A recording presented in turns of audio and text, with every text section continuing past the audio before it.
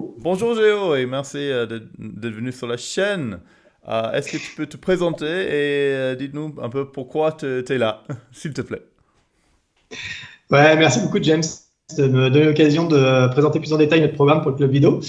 Euh, Interviewer aussi les autres candidats et notamment les membres du CA. Donc ça, je trouve ça super chouette que chacun ait l'opportunité de se présenter et j'espère que du coup, chaque candidat saisira aussi l'occasion du coup de présenter son programme par la suite. Moi, je suis ravi du coup de venir vous présenter le programme le programme qu'on a travaillé ensemble avec une équipe en fait derrière qu'on a constituée. Euh, Avant en fait de me présenter, je voulais déjà remercier en fait l'équipe de vidéo actuelle, notamment Ibra et puis Richard en tant que secrétaire, mais tous les membres actifs. Je pense à Gilda, je pense à Nico, à toi pour le travail qui a été fourni ces dernières années pour dynamiser le club. Et en fait, on a une croissance ces 2 dernières années à 2 chiffres, enfin, ces 10 dernières années là, du nombre d'adhérents qui était extraordinaire sur le club. Les dernières années, on a des croissances à 2 chiffres. On est à peu près entre 110 et 120 adhérents à ce jour avec un rayonnement national. On a un magnifique tournoi HSBT qui réunit chaque année énormément de joueurs jusqu'à 100 en 2023. Et je pense que tout ça, c'est le fruit du travail qui a été fourni ces dernières années, notamment par Ibra et les membres, et également l'accompagnement de la FFBG autour des différents programmes pour développer le backgammon en France. Donc je trouve ça top et je pense que c'était important de le noter avant de commencer, parce qu'en fait l'idée ce serait de travailler dans la continuité de cet agenda et après d'apporter peut-être aussi quelques idées supplémentaires et notamment pour supporter cette croissance dans le long terme. Alors pour me présenter, moi je suis passionné de backgammon depuis que je suis tout petit. J'ai ma tante Fanfan qui tient une boutique à Paris qui s'appelle le Rouge et Noir et du coup quand j'étais petit j'ai eu la chance d'apprendre à jouer au backgammon avec mon cousin Arthur et j'ai kiffé ce jeu, j'adore. C'est une passion qui m'a pas pris tout de suite, hein. On a toujours joué avec Arthur, mais en fait, quand j'ai eu 30 ans, c'est quelque chose qui a commencé à m'intéresser beaucoup, beaucoup plus. Et je m'y suis mis, je me suis du coup associé au club, enfin à la fédération d'abord, puis ensuite chez Vido. Et voilà, c'est une passion qui m'a jamais quitté. Et aujourd'hui, bah, je suis assez investi dans le club, notamment sur la partie online. Personnellement, je travaille dans le chocolat, dans une multinationale qui s'appelle Mondelez. J'ai exercé pas mal de fonctions en supply chain avec des postes en logistique, puis en prévision des ventes au niveau européen. Je suis parti en Suisse, à Zurich pendant plusieurs années. Et puis, plus récemment, du coup, j'étais sur la partie gestion d'innovation produit, toujours pour l'Europe, sur le chocolat et sur les bonbons et le chewing-gum. Et là, récemment, du coup, je viens de prendre depuis le 1er octobre le poste de directeur qualité pour la France. Donc, toute nouvelle casquette et toute nouvelle expérience professionnelle dans cette belle boîte. Voilà, donc en fait, professionnellement, je suis habitué à collaborer avec des fonctions assez diverses, que ce soit le marketing, la R&D, la supply chain, etc. Et mon rôle, en fait, c'est de générer le consensus à travers toutes ces fonctions autour de leurs contraintes respectives et aussi en respectant les règles qui sont définies, les règles du jeu interne, quoi. Donc ça, c'est pour la partie pro. Sinon, je suis actuellement du coup membre actif du CA de la crèche de ma fille. J'ai été vice-président de la crèche de mon fils il y a une dizaine d'années. J'ai 2 enfants du coup, un de 12 ans et une petite fille de 2 ans et demi. Et voilà, donc ça c'est un rôle associatif qui me tient à cœur, que je vais jouer jusqu'à fin juin l'année prochaine. Euh, et avant de m'engager dans le projet du CA du coup de Vido, j'ai quand même partagé ce projet avec ma femme qui me soutient et qui du coup a bien conscience du temps que ça peut prendre ce type de bénévolat. Donc voilà, c'est quelque chose qu'on a partagé en famille, sachant que j'ai quand même pas mal d'activités à côté comme le squash, le paddle, le VTT, etc. Donc voilà un peu plus sur moi.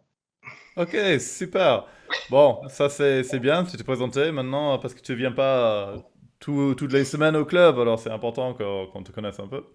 Exactement. Ouais, Plus ouais. actif sur la partie online que sur la partie live, et justement pour pouvoir gérer aussi le côté familial de l'autre côté, mais j'essaye de venir le plus possible Ouais. en présentiel, notamment Pour toute transparence, moi je me présente pour le poste de vice-président et je soutiens Géo. Mais la chaîne est neutre, alors chaque candidat a la possibilité de s'y présenter. Alors, Géo, j'ai quelques questions pour toi, pour un peu mieux découvrir ton agenda, ta vision pour le club. Est-ce que tu es prêt à répondre? absolument. Excellent. Allez, première question. Comment tu vas adapter le club face à sa taille croissante et sa nouvelle génération de joueurs?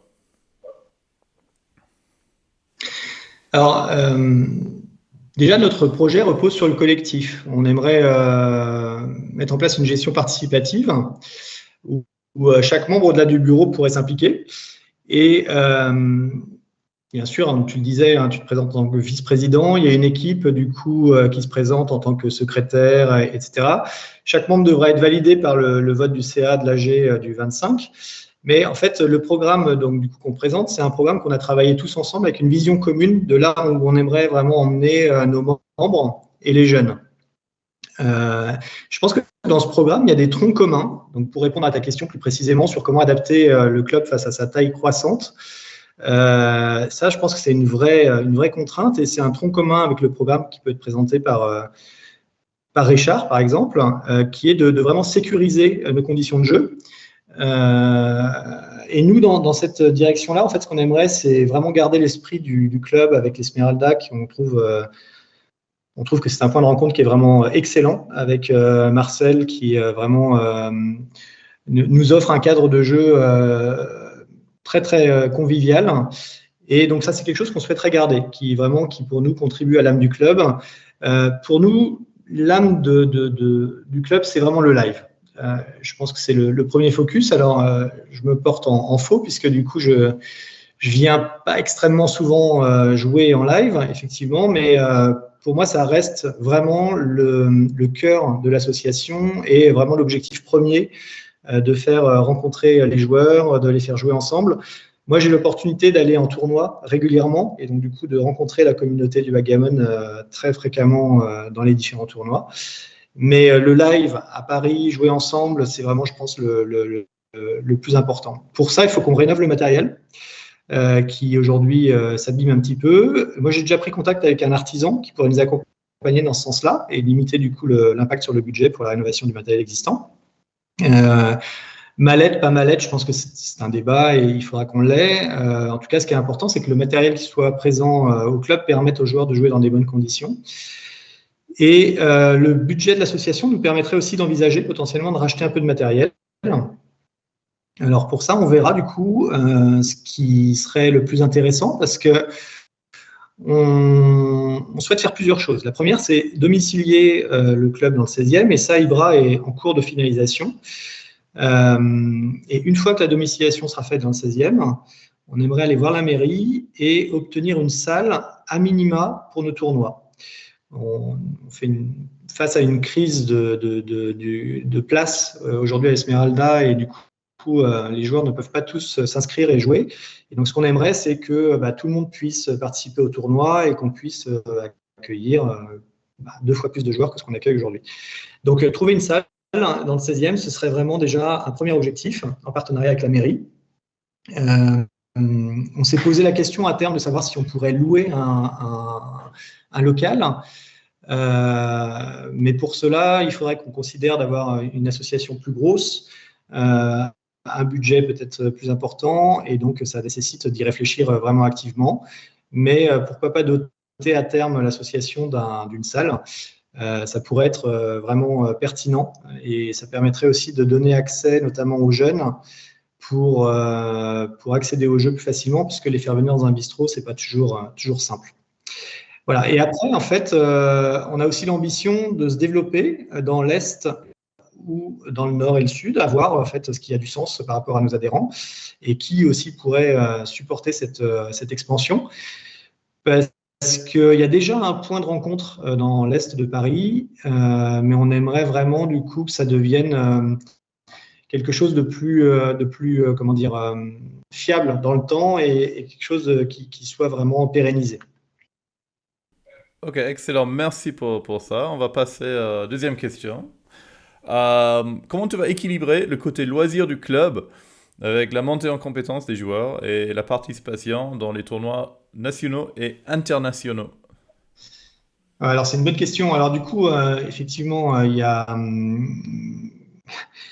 il peut y avoir une perception un peu parfois d'élitisme dans la représentation du bureau. Or, notre ambition vraiment, c'est que tout le monde s'amuse et surtout de faire progresser tout le monde en même temps.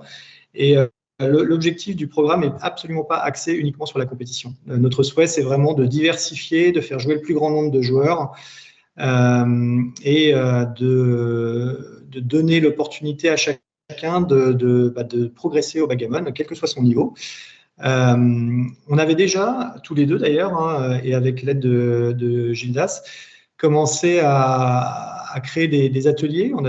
C'est quelque chose qu'on avait impulsé il y a déjà 1 an ou 2. Et on ne l'a pas pérennisé. Dans le programme, on aimerait en fait créer des ateliers réguliers avec potentiellement les mêmes thèmes pour accueillir les nouveaux entrants et les aider à progresser au fur et à mesure de leur acquisition de compétences. On aimerait aussi travailler en partenariat avec la Fédération française de backgammon.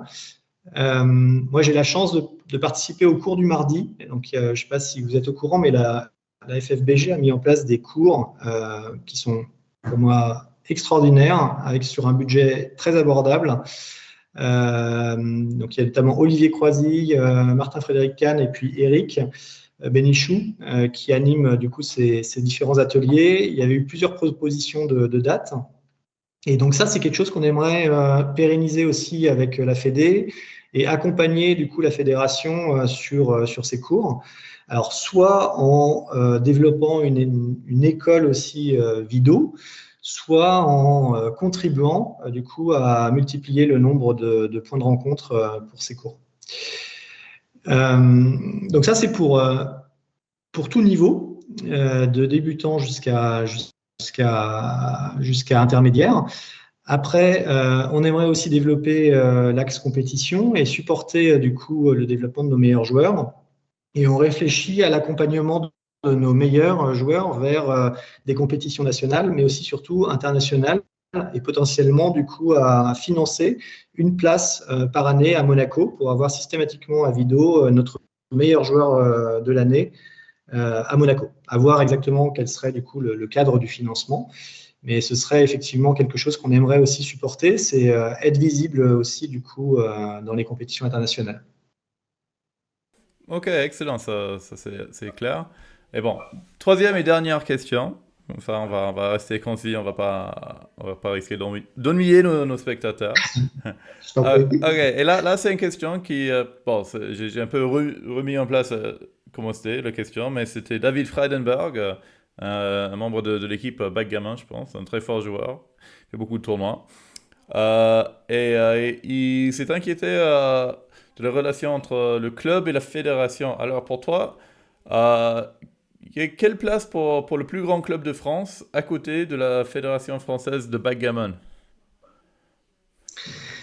Ouais, alors j'ai bien suivi toutes les turbulences qu'il y a eu entre le club et puis la Fédé ces derniers mois. Il y a eu plusieurs épisodes. Il y a eu le changement du format du online. Il y a eu la contribution de Serge au championnat de France ou pas, enfin du champion de France en l'occurrence, du coup, ou pas au Club France.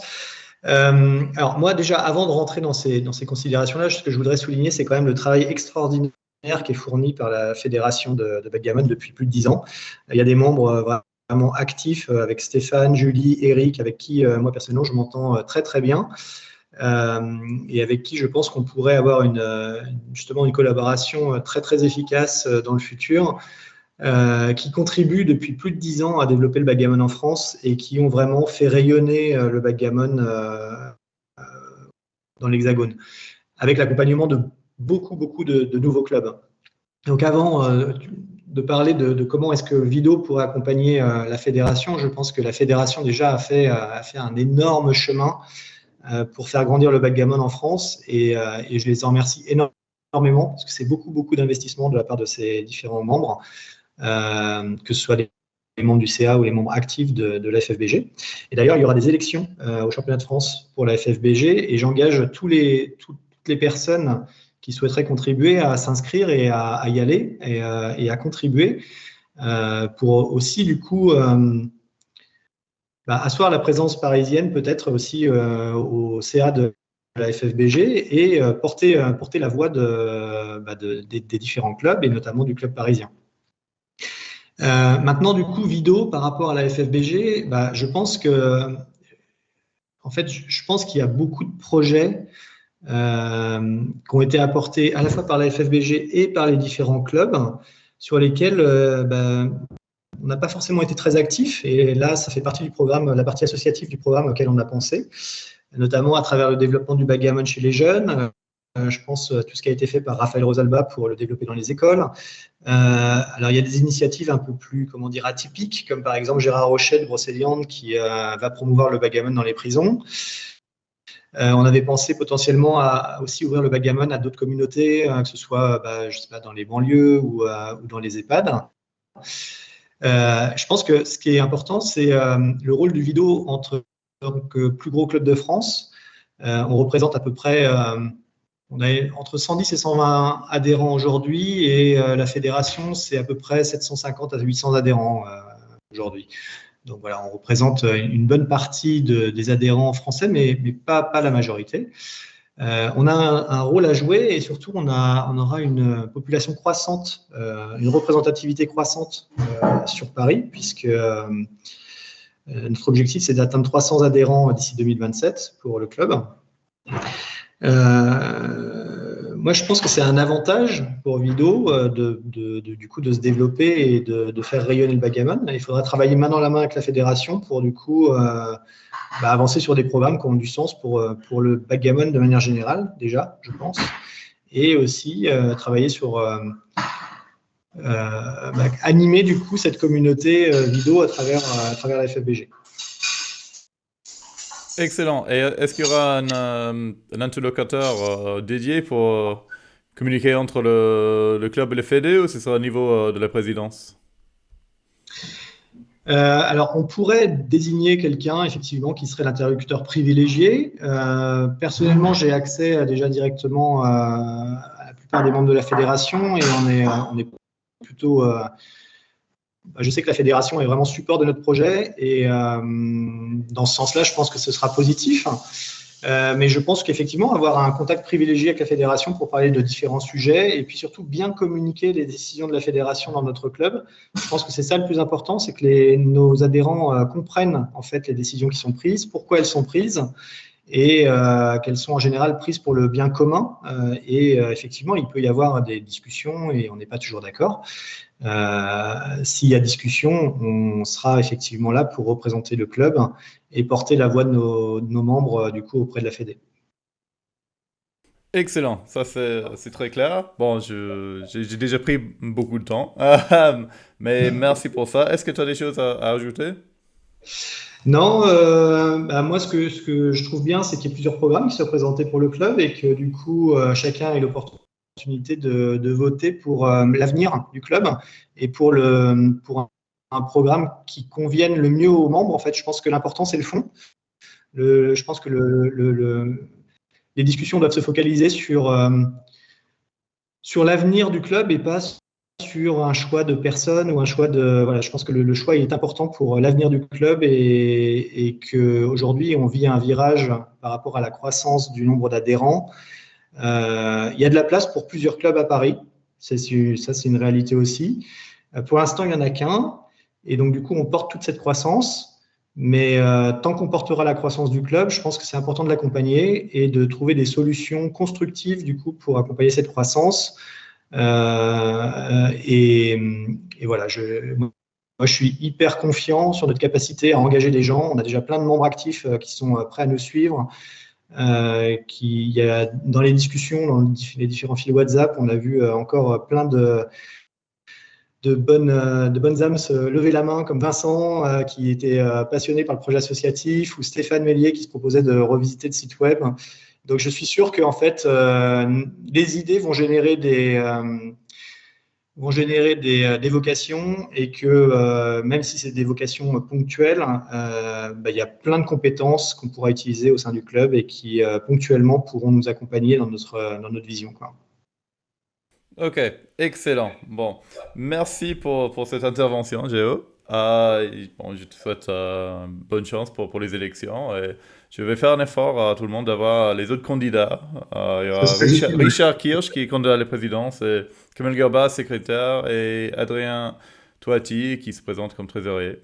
Je vais faire un effort d'avoir tout le monde sur la chaîne s'ils veulent. Et Les je, votes, le 25, du coup, à l'Esmeralda.